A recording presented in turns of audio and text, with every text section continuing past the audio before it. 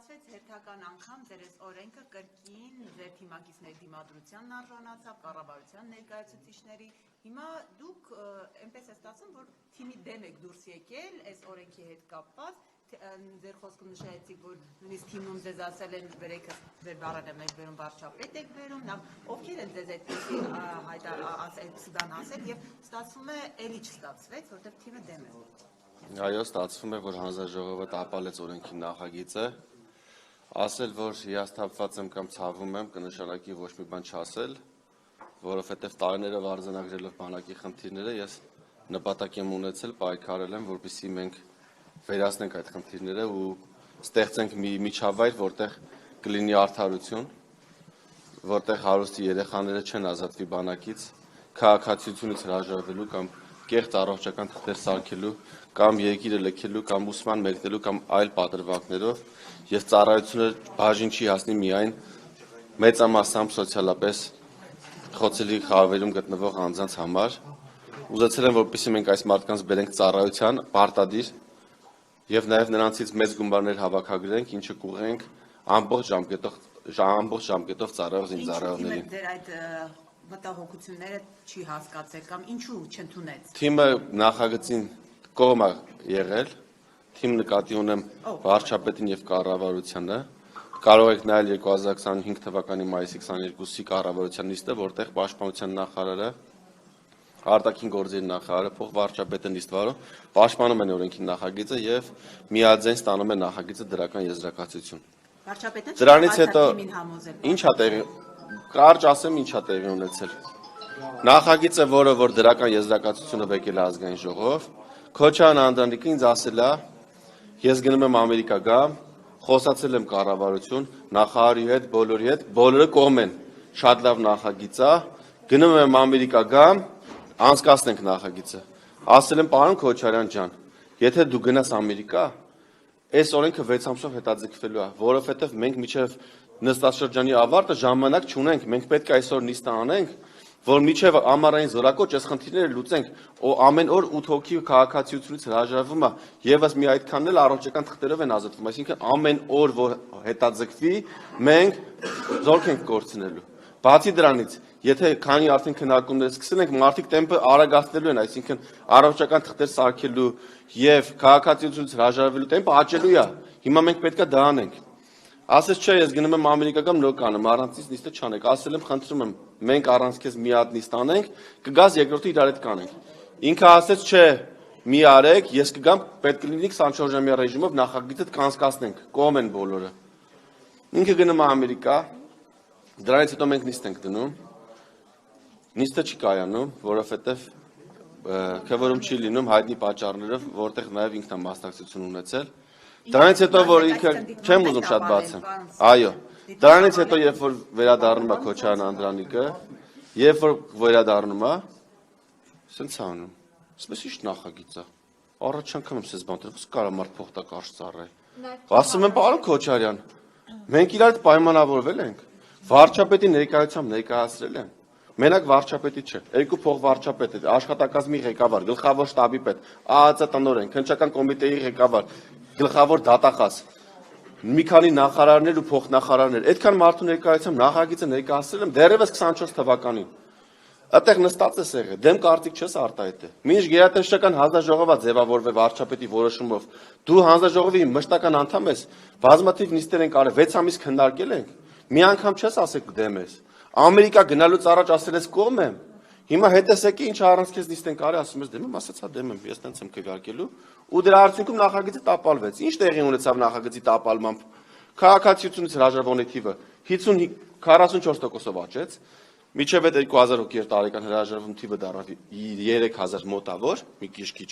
Այդ մտահոգությունները կներեք, բանակի այս արատավոր խնդիրները կան, ստացվում է մենք անձնական ամբիցիայի պատճառով կորցրեցինք կարևորագույն նախագիծ։ Ես հիմա պատմում եմ, թե ինչա տեղի ունեցել, ես թե ինչ են պայմանավորվել, թե ով ում զանգել ասել դեմ կքվեարկեք կամ ինչա կազմակերպվել, ես դա չեմ կարող ասել։ Ես մի բան գիտեմ, որ նախագիծը ըստ իս վարչապետը հավանել էր եթե հավանած չլիներ միշտ գերատեսչական ինձ ուղիղ չի ասել, կներեք, սպասեք ավարտեմ։ Ինձ ուղիղ չի ասել, բայց քանի որ իմ խնդրանքներին միշտ ընդառաջ է գնացել վարչապետը, հանդիպումներ, քննարկումները կազմակերպել է, աշխատանքային խումբ է ձևավորվել իր որոշումով, ես գտնում եմ, որ ինքը տրամաբանական է համարել եւ նաեւ քանի որ կառավարությունը տվել է դրական եզրակացություն, բնականաբար եթե վարչապետը դեմ լիներ, վարչապետը լա չէ նշում, որ կառավարությունը ես եմ, չէր կարող վարչապետը դեմ լինել ու կառավարությունը տար դրական դիրքորոշում։ Վարչապետը Քոչարյանը դեմ է դուրս եկել նաեւ Նիկոլ Փաշինյանին իր այս քվեարկությամբ։ Իմ ասածից նաեւ կարող եք այդպես եզրահանգել։ Բայց դուք վարչությունը անդամ չէ վարչության ընտրությունների ժամանակ է, կուսակցական ընտրությունների ժամանակ է, այսինքն թիմը ընդհանուր առմամբ մենակ ձեր նախագիծը չի, շատ հաճախ վերջի շրջանում ձեզ մերժում է, ու դժվար թե մենակ մի անհատի Նիկոլ Փաշինյանի անձնական հրահանգով։ Հիմա մի հատ բան ասեմ, թիմի մերժելը որն է, ես ներկայացնում օրենքի նախագիծ, որը մեր պետության համար է, ու ես հիմնավորումներով դա ապացուցում եմ, ու նաև դա արձանագրվում է կառավարության որոշմամբ։ Այսինքն, եթե կարան ինչ-որ մարդիկ ինչ չսիրեն, կարա ինչ-որ մարդ իմ հետ խնդիր ունենա անձնական կամ ոչ անձնական կամ ուղղակի սիմպաթիայով ինձ չհավանի, բայց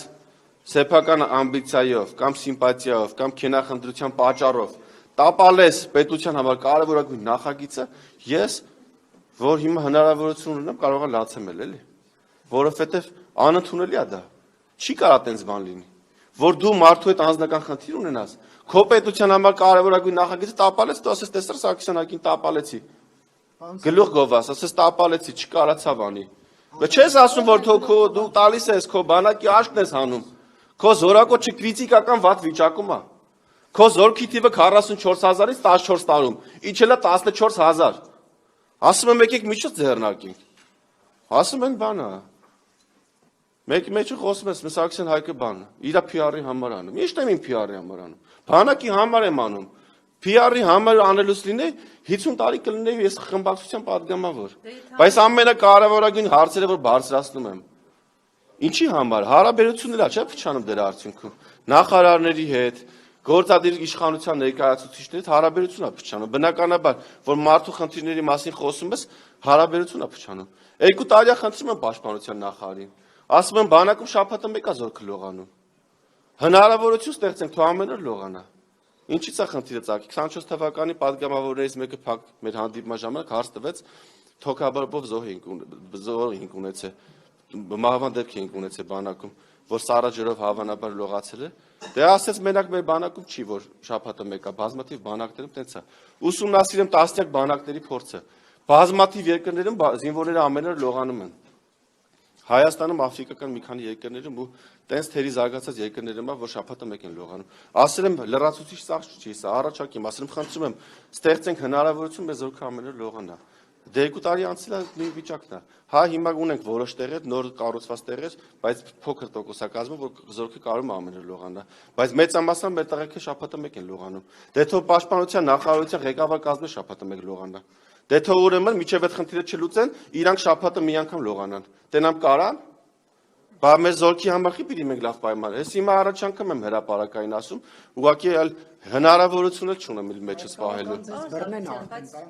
Ինչ չեն կարող բռնեն։ Երբ Արեն Սիմոնյանն ասում է, որ Ադրբեջանն է մեր անվտանգության երաշխիքը։ Չեմ ուզում անդրադառնալ այդ հարցին։ Բայց Փաշինյանը կողմ է ձեր այդ նախագծին վերջին ասուլիսի ժամանակ, երբ որ ձեզ էր անդրադարձել, նա բավականին կոշտ էր խոսում, ասում էր, որ հնարավորական գործեր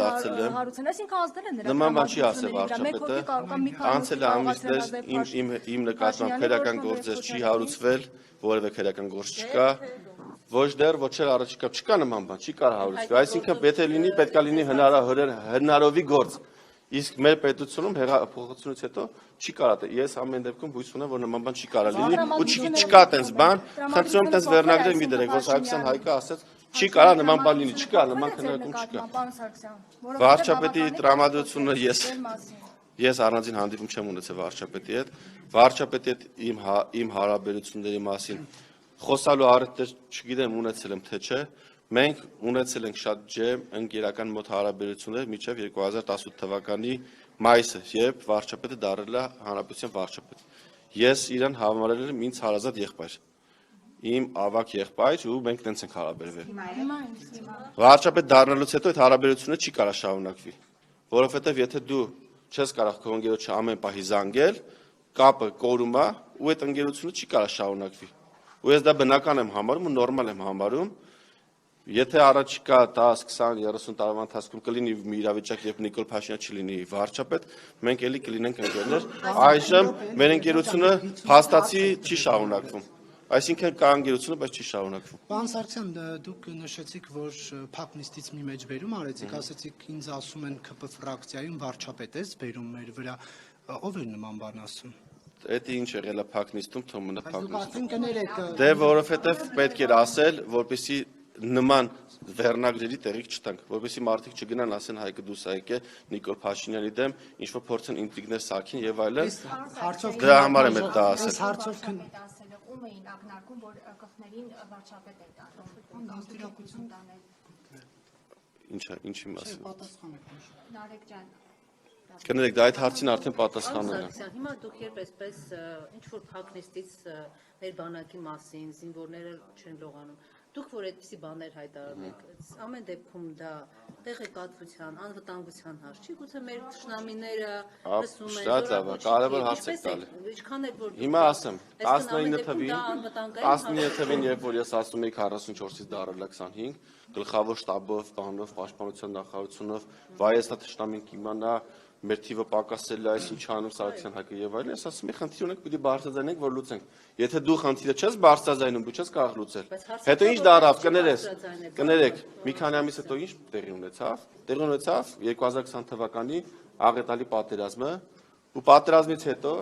նաեւ պաշտպանության նախկին նախարարը ինչ ասել։ Ասելա որ ամբողջ պատերազմի ընթացքում Ադրբեջանը ափի մեջ, ասենց 24/7 ռեժիմով հետևել է ամբողջ տեղաշարժը։ Այսինքն իմացել է, որ տեղա պաշտպանության բանակի հրամանատարը խոցել է, որ դեն տեղակալները խոցել։ Այսինքն ոչ միայն բացարձակ թվերով է իմացել, այլ անվանական իմացել է հրամանատարների, բանակի ղեկավարության, կարևոր ստորաբաժանումների գտնվելու վայրերը ու տիրախային խոցումներ արել։ Այսինքն այն միտքը, որ վայ թշնամին կիմանա, դա փլվել է 2020 թվականին, որովհետև թե մեր զորքի տեղակայման վայրերը, թե սնուցման ճանապարհները, թե դիրքերը եւ այլն, բոլորը դիտարկվել են, դիտարկվում են եւ դիտարկվելու են, այսինքն այդ միտքը, որ այ խոսում է բանակի մասին, հեսա գաղտնիությունով մի վիճակը կվատանա, վիճակը քրիտիկական արդեն վատացել է 20 թվականին դա ֆիքսվել է ու նաեւ այդ քննիչ հանձնաժողովը որ ստեղծվել է 44-արյա դրա ընթացքում դրա մասին խոսացել ենք որ թշնամին սաղ իմացել է։ Պարոն Սարգսյան, դուք նաև նիստի ժամանակ նշեցիք, որ մի դպրոցի դասարանում բոլոր տղաները բացի մեկից հրաժարվել են Հայաստանի քաղաքացիությունից, դա ոչ դպրոցն է։ Ես չեմ ուզում նշեմ падգամավորի անունը, որպեսզի դասարանում խնդիրներ չառաջանան։ Դա ոչ դպրոցն է։ Դպրոցն էլ չեմ ցանկանում նշել։ Դա խնդրարույց է, այսինքն Դա խնդրարույց է, դա միակ դեպքը չի։ Կազմակերպված ինչ որ բան։ Դա միակ դեպքը չի։ Բազմաթիվ դասարաններ կան, որտեղ դպրոց ավարտելուց հետո որևէ մեկը չի զորակոչվում բանակ։ Եթե ծանոթներ ունեք, հատկապես էլիտար համարվող դպրոցներում, մի հատ կարակ հարցումներ անեք, ասեք, այ օրինակ 25 թվականին ձեր դպրոցից քանի հոգի է, քան տղա է ավարտել դպրոցը, քանիսն է գնացել բանակ։ Այսինքն սխեմա է, բոլոր։ Այսինքն սխեման հետեւյալն է, ովքեր որ փող ունեն, միջև 18 տարին լրանել հրաժարվում են, խիամ ասում փող։ Այդ փողը Հայաստանում չեն ծախսում, դուրսն են ծախսում։ Եվրոպայում շատ, Ռուսաստանում ավելի քիչ, գումարա դուրս գալի Հայաստանից դրա արդյունքում, այդ տղեկն են դուրս գալիս մեր պայստազորից, հաշվառումից ընդհանրապես, ու մենք կորցնում ենք եւ իրենց գումարները եւ ամեն ինչ։ Ես առաջարկել եմ այս սխեման փակենք ու շուրջ տանք, որ այդ գումարները ոչ թե հոսեն Հայաստանից դուրս, այլ գան հոսեն ծառայող տղաների գրպանները։ Տեսեք ոնց է, հիմա տարեկան 3000, հիմա ասեմ, խնդրահարից չէ։ Հիմա որն է ավելի լավ, ինքը вообще փող չտա ու չգնա ծառայության, թե տեսեք 3000 տղա ունենք տարեկան, որ քաղաքացիությունից հրաժարվում է։ Եթե նրանցից 1000-ը օգտվեին այս կետից, այսինքն 15 միլիոն վճարեին նոր հրաժարվեին, Այսինքն թվեր որ ասում եք, դուք ինչի վրա եք հավում ինձ տվել են ներքին գործերի նախարարությունը։ Այսինքն հարցում եմ արել, թե քանի հոգի է քաղաքացիություն։ Այո, բաց տեղեկատվությունն է, կարամ ձեզ էլ տամ, դուք էլ ուսումնասիրեք։ Հիմա ինչի մասին է խոսքը։ Ես ասել եմ 3000 հոգի քաղաքացիությունից հրաժարվում է, բերում ենք 15 միլիոնի արգելք է դնում ենք։ Կամ էլ ասում ենք 15 միլիոնը դու մի ամիս ծառայ, այսինքն դու ես որոշում 15 միլիոն տալիս ես հրաժարվում ես ու չես ծառայում, կամ նույն 15-ը տալիս ես գալի մի ամիս ես ծառայում, ու սրա արդյունքում եթե մեզ հաջողվել է 3000-ից 1000-ի բերել ծառայության 1000-ով ավել զորակոչ կունենայինք եւ մեր զորացրվողները ամեն մեկը 1.5 միլիոն կստանային, այսինքն որտեղ մենք տարեկան մոտավորապես 10000 զորացրվող ենք ունենում, կհավաքագրվեր 15 միլիարդ, որը բաժանվելով ամեն մեկը կստանար 1.5 միլիոն։ Այսինքն այնտեղ են ով որ գալիս է հաջորդ օրվանից սկսવા բանվորություն անել, կունենար 15 միլիոն, կգնար ժող ինստիտուտում կսովորեր կամ նոթբուք կառներ, IT մասնագետ կդառնար, այսինքն իր կյանքը ինքը կկազմակերպեր, կամ ինչ-որ արհեստով կսկսեր զբաղվել, զոդող կդառնար մասնագետ, զոդման ապարատ կառներ ու իր կյանքը կկազմակերպեր, այսինքն չէր լինի ինքը սևագործ բանվոր, որպես իր օրվա փողը վաստակի, այլ ինքը կունենար կյանք մտնելու մեկնարկային գումար։ Հիմա մեր գործընկերները որոշեցին, որ պետք չէ այդ հնարավորությունը տանք։ Պետքա թողենք ոնց որ կա։ Այսինքն էլիտար պրոստերում էլի շարունակեն բոլորը քաղաքացիությունից հրաժարվեն, չծառայեն,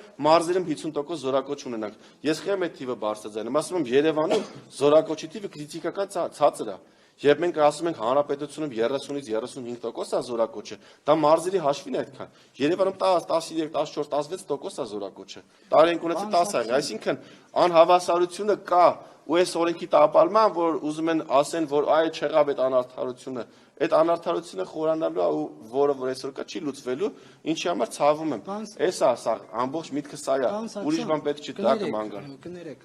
եթե օրինակ հա հիմա խաղաղ վիճակներ, հա, բայց չգիտենք ինչ զարգացումներ կնեն, Աստված տա երբեք էլ մարտական գործողությունների գնալու անհրաժեշտություն չլինի, բայց եթե նման իրավիճակ ստեղծվի, այդ փող տված 15 միլիոն դրամ տված եւ չտիրապետողներն ինչ են անելու։ Կա նաեւ գումարի չափ, որ տան եւ ասեն այ մենք մարտական Դրա համար ես ինչ եմ առաջարկում, դրա համար ոչ միայն առաջարկելը, որպեսզի 15 միլիոն տա հրաժարվի, այլ նաև նույն հնարավորությունով 15 տա ու մի ամիս ծառայի։ Սա ինչ կտար։ Քաղաքացին կհաշվեր, կասեր ես հիմա պիտի 15 միլիոն տամ, գնամ մի հատ դրսում փող ծախսեմ, քաղաքացիությունից հրաժարվեմ ու որոշ խնդիրներ ամեն դեպքում Հայաստանում ունենամ, ավելի լավ է 15 տա մի ամիս ծառայեմ։ Մի ամիսը կծառայեր, կմտներ պայստազոր, մի ամսում հնարավոր է տիրապետել զինված ուժերում ծառայության կանոնների մեծ մասին։ Ու երբ որ արդեն կլիներ մարտական գործողությունները հավանական կամ էսկալացիան, արդեն այս մարդուն մենք կունենայինք մեր պայստազորում, այսինքն ինքը ոչ թե կլիներ ՍԴ քաղաքացի էսինշյան, այլ ինքը կլիներ մի ամիս պատրաստված զինծառայող, ով կկարողանար համալրել զինված ուժերի շարքերը։ Ու այնպես չի որ դա նորություն է կամ ամբողջ աշխարհում ես հեծանիվ եմ նոր հորինել։ Թուրքիայում նման հնարավորություն կա, Ղազախստանում նման հնարավորություն կա, Հունաստանում նման հնարավորություն կա, որտեղ մարդիկ ծառայում են 21 օր, 35 օր կամ 1 ամիս արագացված ընթացակարգով դառնում են լավ զինվորներ։ Ես վստահ եմ, եթե իմ ցանկած իմ պատկերացրած եւ իմ ու նախանշած ձևի կարողանանք կազմակերպել դասընթացները, 1 ամսում ենք ավելի լավ զինվոր կունենանք, քան 1.5 կամ 2 տարի։ Այս ամեն ինչը հնարավոր է, որ գա հանգես մի փուլի, որ դիտարկում եք այդ սցենարը, որ ձեզ կարող պարտադրեն մանդատից հրաժարվել։ Չեմ դիտարկում նման սցենար։ Պարոն Սարգսյան, նշեցիք, որ Անդրանիկ Քոչարյանը անձնական ինչ-որ ամբիցիաներով է նման քայլի գնացել, որ ասի տեսեք Հայկ Սարգսյանի նախագիծը տապալեցի։ Ինչ անձնական հարցերը կրկնվում են, մենք անձնական վեճ չենք ունեցել։ Ես միշտ լավ հարաբերություններ եմ բայ բոլորի հետ, հատկապես Քոչարյան Անդրանիկի հետ։ Միակ վեճը, որ կարելի ասել, դա եղել, որ ինքը ասել է, ես չեմ ուզում առանց ինձ նիստը վարվի։ Ես էլ ասել եմ, դրա հետևանքը լինելու է այս կորուստը պետության համար։